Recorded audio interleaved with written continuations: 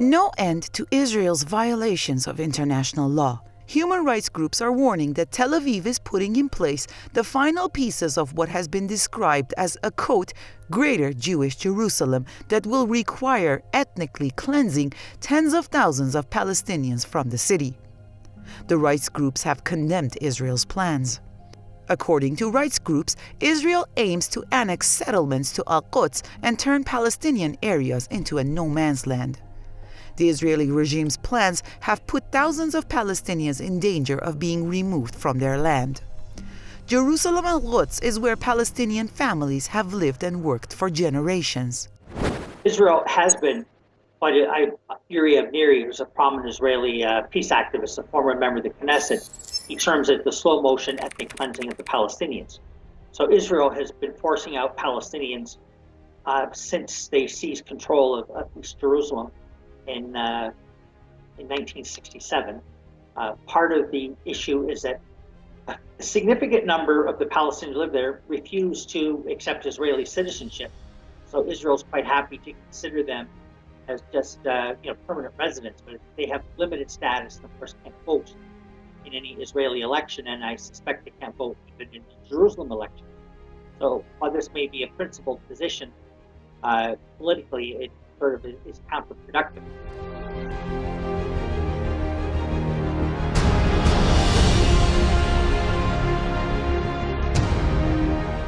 Israel has always been seeking to bring about demographic changes in Al-Quds, and its efforts to that effect date back to 1967, when it occupied and annexed the city's eastern part. This led to the combination of the large Palestinian population there with West Al-Quds' Israeli population.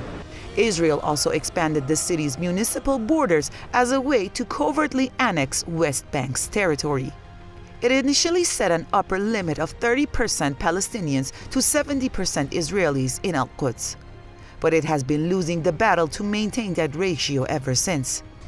Palestinian birth rates have been higher, and more than 315,000 Palestinians live in East Al-Quds. Projections suggest Palestinians could be a majority within a decade.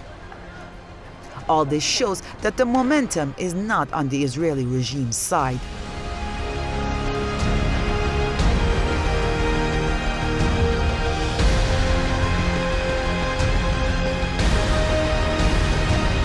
The administration of U.S. President Donald Trump has been trying to mediate between Palestinians and Israel.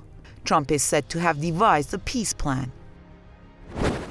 Trump's peace plan is probably dead on arrival. His son-in-law, Kushner, his family are very well known for being a major financial supporter of organizations that fund and help create these illegal Jewish settlements in the West Bank.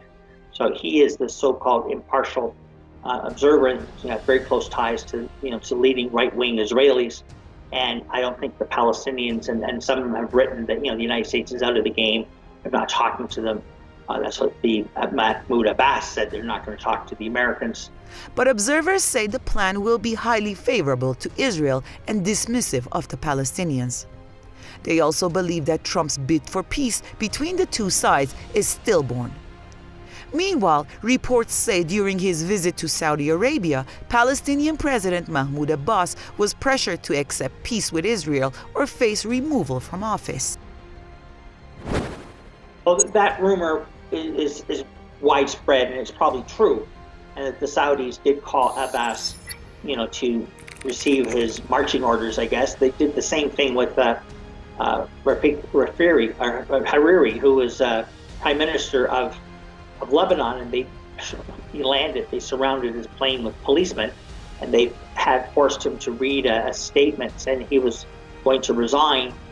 And now he's backtracking from that because he's out of the country and back in Lebanon. Experts believe that the U.S. will never be able to make peace between the two sides, as Palestinians mostly believe that the U.S. is biased toward Israel and that the way forward vis-a-vis the regime is rejecting the Israeli occupation.